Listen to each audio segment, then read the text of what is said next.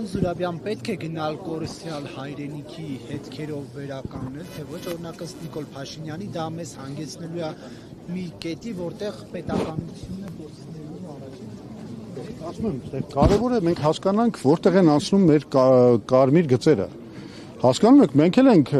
հասկանում, որ հենց Նիկոլ Փաշինյանի կործանարար քաղաքականության հետևանքով ձևավորված իրողությունը այնուամենայնիվ իրողություն է, որի հետ պետք է հաշվի նստել, առերեսվել եւ փորձել գտնել լուծումներ։ Եվ մենք պատրաստ ենք գնալ լուծումների, գտնել հաշտության բանալին եւ Ադրբեջանի եւ Թուրքիայի հետ։ Բայց դա երբեք չպետք է լինի հայերի ինքնության հաշվին։ Այսինքն, եթե խաղաղությունը նշանակում է, որ Ադրբեջանն է սրանից հետո որոշելու ով պետք է ընտրվի մեր երկրում, ինչպես մենք պետք է փոխենք սահմանադրությունը, ոնց մենք պետք է հրաժարվենք անկախության հռչակագրից, որ մենք պետք է քանդենք մեր 1700-ամյա պատմություն ունեցող եկեղեցին, եթե այդպեսին է խաղաղությունը, այսինքն ադրբեջանական քանդարար խաղաղությունը, դա մեզ համար ընդունելի չի։ Մեր կարմիր գծերը այդտեղ են անցնում։ Մենք թույլ չենք տա հարձակումներ եւ ոչնչացում մեր պատմամշակութային ինքնության։ Մենք պատրաստ ենք փոխզիջումների, որոշ հարցերում, ասենք, ինչ որ լեգիտիմ պահանջների բավարարման, միասին խաղաղության կառուցման, բայց ոչ թե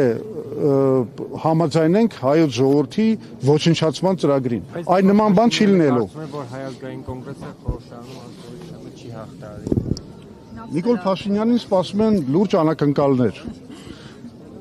որովհետև ինքը հիմա շատ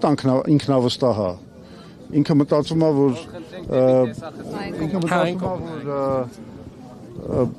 ստանալով արևմտյան ժողովրդավարական երկրների աջակցությունը այն ծրագրերի համար, որի իրականացման համար այդ ժողովրդավարությունները պատրաստ են անգամ զիջել իրանց աջակցությունը ժողովրդավարության նկատմամբ, ինքը կարծում է, որ այդ աջակցությունը ստանալով ինքը արդեն ամենազոր է, բայց այդպես չի։ Մեր հանրությունը իրականում շատ լավ տեսնում է, հասկանում է ինչ է կատարվում եւ Փաշինյանը նաեւ մտածում է, որ ինքը կարող է խաբել մեր ժողովրդին, ներշնչելով իրան, որ ինքը խաղաղություն է բերել։ Ինքը խաղաղություն չի բերել։ Ինքը խաղաղություն չի բերել, մենք դրա մասին միշտ խոսում ենք, սա մեծագույն կեղծիք է, որովհետեւ Ադրբեջանը պատերազմի դուռը բաց է պահում, նա չի թողում, նա չի ստորագրում խաղաղության պայմանագիրը, չնայած մեր բոլոր զիջումների, նա չի շարունակում սահմանազատման գործընթացը մյուս հատվածների վրա, որովհետեւ դրա շահագրգռվածությունը չունի, նա շարունակում է խոշտանգել մեր գերիներին եւ Լեռնային Ղարաբաղի մեր ռազմաքաղաքական ղեկավարներին ադրբեջանական բանտերում, նա շարունակում է համակարգային հայատյաց քաղաքականությունը եւ քարոզչությունը Ադրբեջանում, այս ամեն ինչը շարունակվում է, այս ամեն ինչի վերջը կարող է դրվել միայն մի դեպքում, երբ որ Ադրբեջանը տեսնի, որ Հայաստանում ձևավորվում է մի իշխանություն, որը կոմպետենտ է, կարող է բարձրացնել Հայաստանի դիմադրողականությունը, պաշտպանունակությունը, աշխարհաքաղաքական հավասարակշռությունը,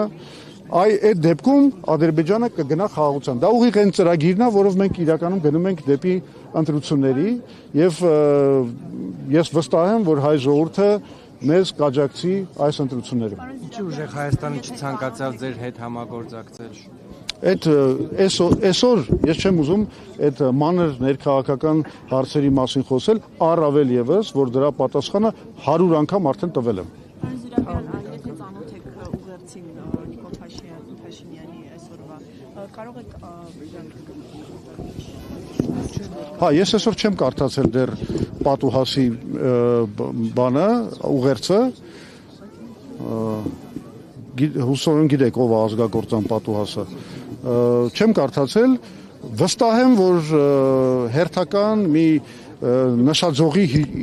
բանա իջեցում է տեղի ունենալու, այնպես որ պետք է հոգեբանորեն դրան պատրաստ լինել, բայց նաև պատասխանը կտանք այդ իջեցումներին։ Իսկ Պարոն Սիրաբյան, հիմա իշխանությունը ուղիղ ասում է, որ ցեղասպանությունը դե արտաքին քաղաքական օրակարգում առաջնահերթություն չէ եւ պետք է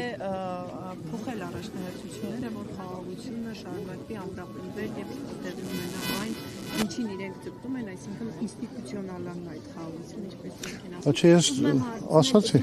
Ինչպես եք վերաբերում այդ դրան, որ պետք է առաջնահերթություն չլինի արտաքին քաղաքական օրակարգում ձեր ուժի։ Ես նոր պատասխանեցի այդ հարցին։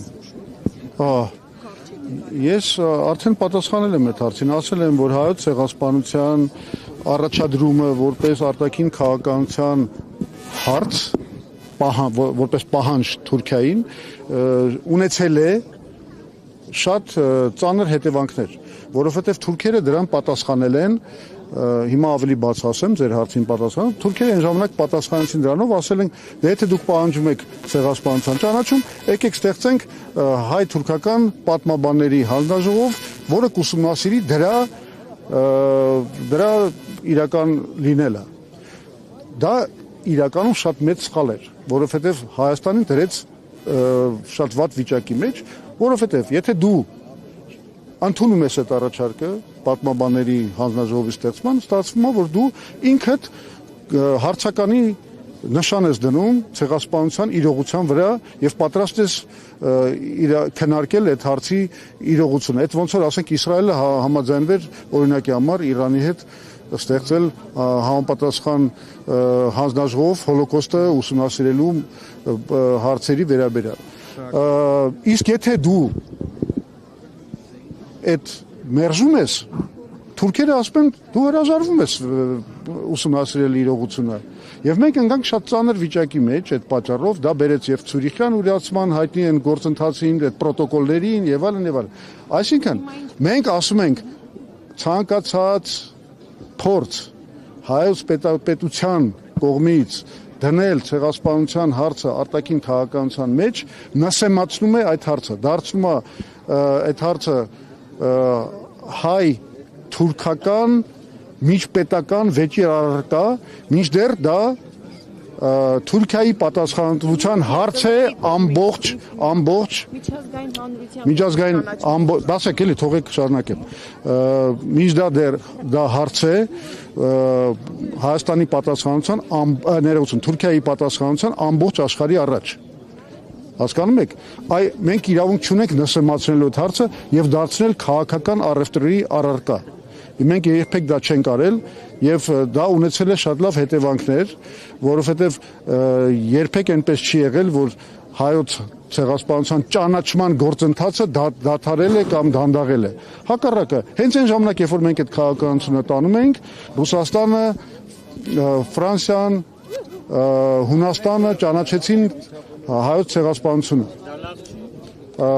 Այնպես որ այս բանը, այս մոտեցումը բացարձակապես սխալ է,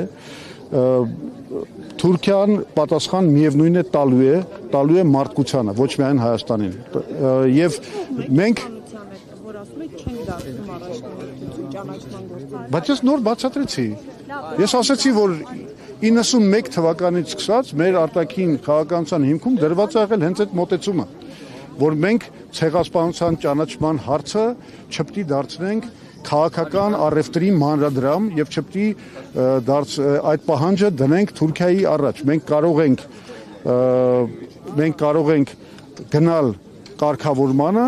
համաձայնվելով դրա մասին չհամաձայնելու քաղաքականության վերաբերյալ։ Այսինքն Թուրքիան եթե ցանկանում է թող շարունակի պնդել, որ ցեղասպանություն չի եղել, մենք երբեք չենք ունենա ցեղասպանության փաստը։ Այն ինչ որ Փաշինյանի քաղաքականությունը, դա մի քիչ ավելին է, քան թե այն ինչ որ մենք ինքը փորձում է տանել դեպի ցեղասպանության փաստի ուրացում։